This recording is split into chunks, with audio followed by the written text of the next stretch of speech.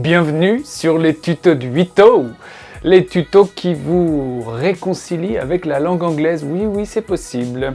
Alors aujourd'hui, on va apprendre à demander son chemin en anglais et à être capable d'expliquer à une personne comment aller à un endroit donné. Alors oui, je sais, on a tous, ou très souvent, des GPS. Maintenant, on a des téléphones portables qui se connectent à Internet et qui nous disent où aller, mais vous savez quand même, comme moi, que c'est toujours très important d'être capable de se diriger dans une ville et de donner des indications à quelqu'un si la personne est perdue. Alors la vidéo va se diviser en 4 parties. La première partie, je vais commencer par vous faire une liste de tous les lieux qu'on voit quand on est dans une ville. Les lieux publics, les endroits que l'on retrouve dans toutes les villes. Ensuite, je vais vous donner quelques questions quand on est perdu. Qu'est-ce qu'il faut dire? Quelles questions il faut poser quand on s'adresse à quelqu'un et quand on est perdu? Troisièmement, évidemment, je vais vous apprendre à indiquer le chemin à quelqu'un. Et quatrièmement, une petite mise en situation. Je vous ai préparé une carte avec différents lieux et vous allez devoir trouver votre chemin. Voilà, ce sera pour la fin de l'épisode. Allez, c'est parti.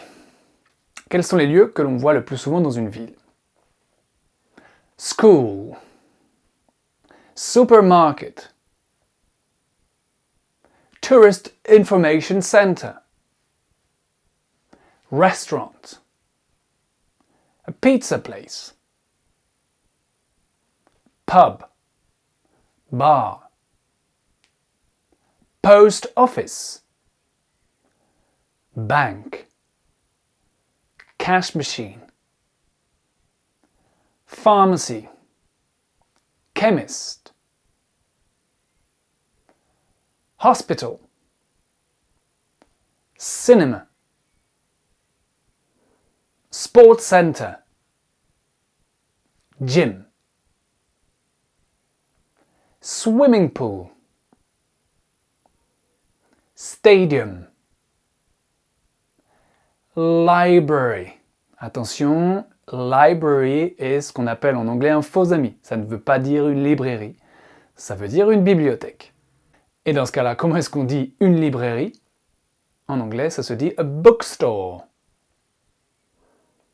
Car park, church, traffic lights, bridge, roundabout, intersection, crossroads, police station, fire station, train station, bus station, gas station, petrol station. Deuxième partie, quelles sont les questions les plus courantes quand on est perdu et quand on cherche son chemin? Alors la première chose à faire, c'est évidemment d'attirer l'attention de quelqu'un. Vous n'allez pas directement leur faire des grands signes. Donc, excuse me sir, excuse me miss, hello, hi, how do I get to the police station? How do I get? Comment est-ce que je vais? How do I get to the police station? Autre manière, on peut dire je cherche. I'm looking for the cinema. I'm looking for the cinema. Can you tell me how to get there? Can you tell me? Est-ce que vous pouvez me dire how, comment? How to get there. Comment aller là-bas? I'm looking for the cinema. Can you tell me how to get there? Troisième possibilité. Excuse me, sir, where is the hospital located? Where is the hospital located? Voilà, avec ces 3 expressions, vous pouvez largement... Alors ça vous évite de faire trop de gestes, et voilà, comme toutes les expressions idiomatiques, il est bon de les apprendre, de bien les mémoriser, parce qu'en général, quand on est perdu, on n'a pas forcément... voilà, tous ces esprits, et c'est toujours bien d'avoir en mémoire des phrases comme celle-là. Troisième partie de la vidéo, cette fois-ci, c'est plus vous qui êtes perdu, c'est quelqu'un qui est perdu, qui vous appelle, et vous devez lui expliquer la route. Ici, je vais faire les choses vraiment simplement. Déjà, en général, quand quelqu'un cherche sa route, qu'il soit à pied ou en voiture, la personne, elle n'est pas là pour discuter. Elle n'est pas forcément là pour engager la conversation. Donc vous allez lui donner des informations précises et nettes. Donc je vous encourage à utiliser l'impératif.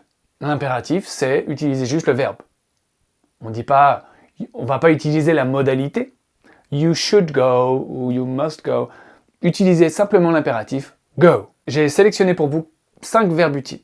Go, drive, si la personne est en voiture, walk, qui veut dire marcher, turn et take. Ensuite, il faut être capable de donner des directions. Voici les 6 directions les plus utiles pour aider quelqu'un à trouver son chemin. Vous allez pouvoir les associer aux 5 verbes que je viens de vous donner. Alors, la première chose, c'est aller tout droit. Go straight on. Go straight on. Left, à gauche. Right, à droite. Up, monter. Down, descendre. Et past, c'est dépasser quelque chose, dépasser un bâtiment. Et pour finir, 3 types de voies que l'on rencontre dans une ville. Premièrement, avenue, plus petit, the road, la route, et encore plus petit, the street, la rue. Donc, une fois qu'on a tout ça, on peut associer ce que je viens de vous expliquer. Go straight on, turn left, drive down the road, walk up the street, take the first on your left, take the second on your right. Comment utiliser past? Celle-là, je trouve qu'elle est vraiment utile. Quand vous dites à quelqu'un « walk past the church »,« walk past », ça veut dire que l'information que vous donnez à la personne, c'est de marcher, walk past the church, et de dépasser l'église. Qu'il faut aller donc plus loin que l'église. Walk past the church, and you will get to the hospital. Il est aussi, je pense, important d'être capable de donner des étapes. Donc être capable de dire d'abord, ensuite, après et enfin. Alors ici, on va utiliser first. First, you walk straight on. Then, ensuite, then, you take the first on your left. After that, after the hospital, donnez des repères. After the bridge. Ou bien vous pouvez dire when you get to the bridge. When you get to the hospital. Quand vous arrivez à l'hôpital. When you get to the hospital, turn left. Keep walking. Continuez de marcher. Keep walking. Finally, you get to the hospital. Et pour terminer, une fois que vous avez réussi à expliquer à la personne comment aller à un endroit, il est toujours bon de donner un repère à l'arrivée. C'est-à-dire, l'endroit que la personne cherche, il se situe où par rapport à un autre endroit. Imaginez que la personne cherche l'hôpital et qu'il est juste à côté du commissariat. Et bien du coup, ici, vous allez dire « The hospital is next to the police station ». S'il est en face, « The hospital is opposite the police station ». Si c'est derrière, « behind ». The hospital is behind the police station. Alors voici le petit exercice dont je vous ai parlé tout à l'heure. Je vous ai préparé un joli petit plan avec mes petits doigts musclés. L'idée c'est que y a une petite croix rouge, hein, you start here, c'est votre point de départ. Et donc moi je vais vous indiquer un chemin et vous allez devoir vous-même trouver votre voie. Alright, are you ready? So, you start at the Red Cross. You walk down the street. You walk down the street. You walk past the roundabout. and you walk past the church and take the first on your left after the traffic lights. So you're now on Baker Street, you keep walking, you go straight on, and it's the second building on your left. The second building on your left. Ok, vous avez tous trouvé? The bus station. Yay! Very good.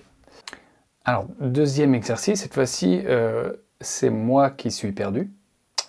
Et je vous demande de m'indiquer la route à prendre. So, excuse me, sir, excuse me, I'm lost. How do I get to the pharmacy? I really need a pharmacy. Can you tell me how to get there, please? Alors, éventuellement, ce que vous auriez pu dire à ce moment-là, well, it's just down the road. You walk down the main street, and the pharmacy is opposite the church. It's the first building on your right. It's on Baker Street. Et une dernière petite activité, cette fois-ci, on va partir de la library, donc de la bibliothèque. D'accord? Donc on part plus de la Croix-Rouge, on part de la bibliothèque. Donc on va imaginer que vous êtes en voiture. So you drive past the fire station. When you get to the traffic lights, turn left and drive up the main street. When you get to the roundabout, turn right into Fitzroy Avenue, and then it's the second building on your left. That's an excellent pizza place. This is my favorite place to eat. Ok, j'espère que cet épisode vous aura été utile comme d'habitude et que vous arriverez petit à petit à être capable de soit comprendre des informations quand vous êtes perdu, ou alors donner des informations à quelqu'un qui est perdu. Continuez à vous abonner au tuto de Vito et à partager les vidéos le plus possible sur les réseaux sociaux afin que le maximum de vos connaissances puissent bénéficier de ces petites leçons en anglais. N'hésitez pas à laisser une question, un commentaire, une remarque sous la vidéo, j'y répondrai avec beaucoup de plaisir. Et sinon, vous pouvez aussi vous rejoindre sur la page Facebook des tutos de Vito pour continuer l'aventure. Voilà, je vous dis à très bientôt. Bye bye everybody. Cheers.